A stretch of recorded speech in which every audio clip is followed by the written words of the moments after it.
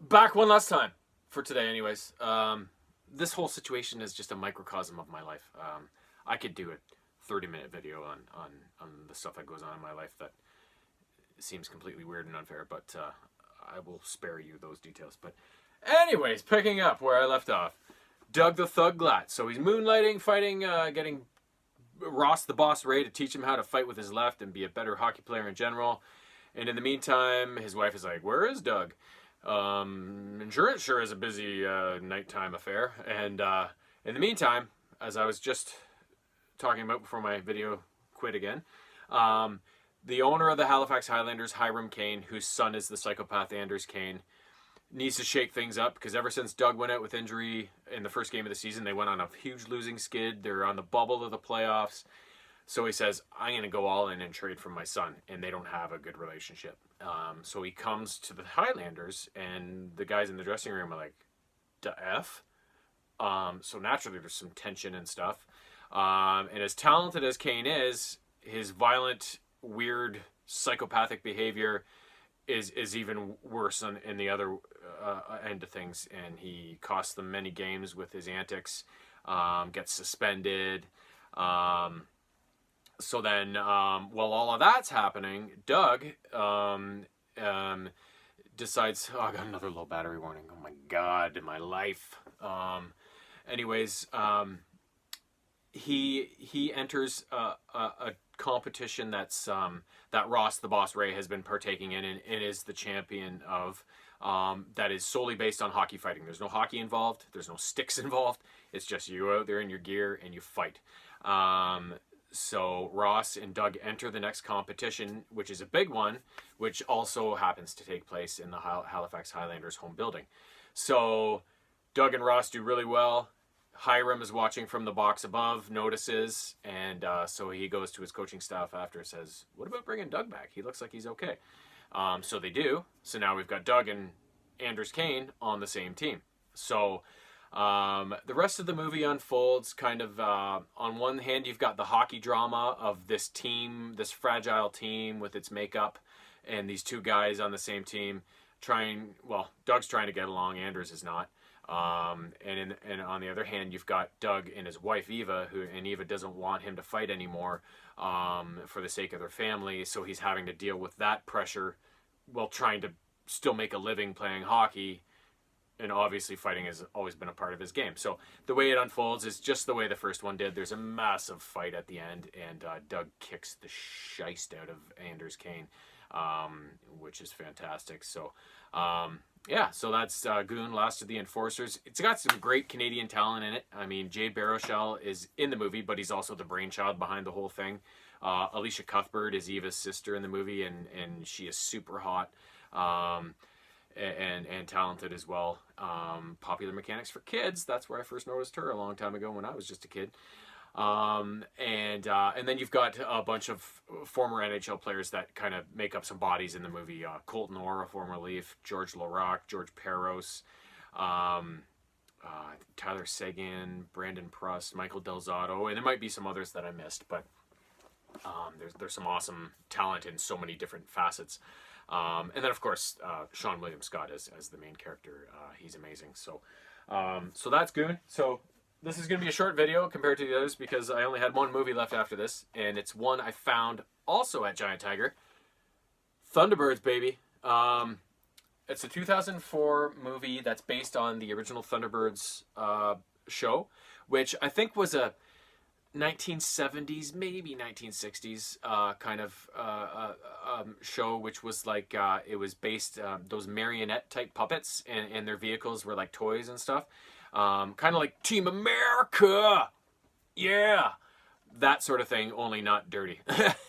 And so this Hollywood update, it basically follows the exact same format.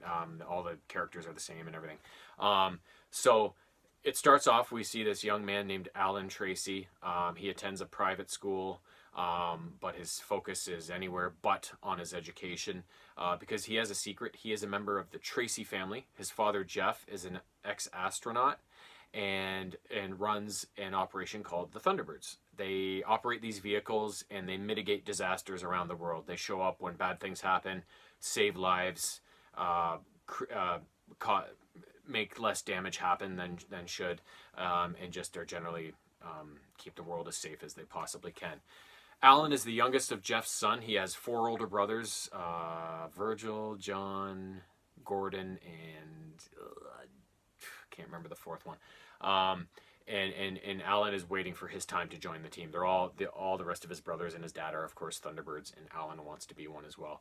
But he has to go through school and he has to earn it. So one day, him and his little buddy, Fermat, I think his name is, are flown to Tracy Island, which is their secret headquarters of the Thunderbirds, by a British agent named Penelope, I think. And there he cavorts with his brothers and stuff, but he's still upset. Him and Fermat get in trouble playing in one of the Thunderbird vehicles. But while they're being flown back, the Thunderbirds were actually rescuing some workers from an oil platform that had lit on fire. But during the rescue, one of the workers fired a tracking device onto Thunderbird 1. And this worker works for a guy known as the Hood. He's got psychic abilities, and he has a vendetta against Jeff Tracy for not saving him during a mine cave-in incident from the past. Jeff managed to save this guy's brother, who actually incidentally works for Jeff on Tracy Island, but not him. So he's got this vendetta. He's intent on taking the Thunderbirds over and dispatching the Tracy family, and planting that tracker is the first step to doing so. So with his cronies in his submarine, he heads out to Tracy Island, and then he fires a missile up into space that takes out Thunderbird number 5, where I think John is working. So the rest of the Thunderbirds shoot into space in one of their vehicles to go and save John and rescue him, as well as Thunderbird 5. So while they're off on their own, the Hood and his minions invade Tracy Island and take over the operation. So all that stands in their path from doing so is Alan, who's still on the island, his friend Fermat, who is actually, the reason Fermat is there is because he's the son of the Thunderbird's main engineer, who's nicknamed Brains. So Brains and Fermat are both on the island along with Alan. And then also Kyrano, I think his name is, or whatever, the Hood's brother who works for the Tracys. His daughter Tintin is also on the island, played by a young Vanessa Hudgens, by the way.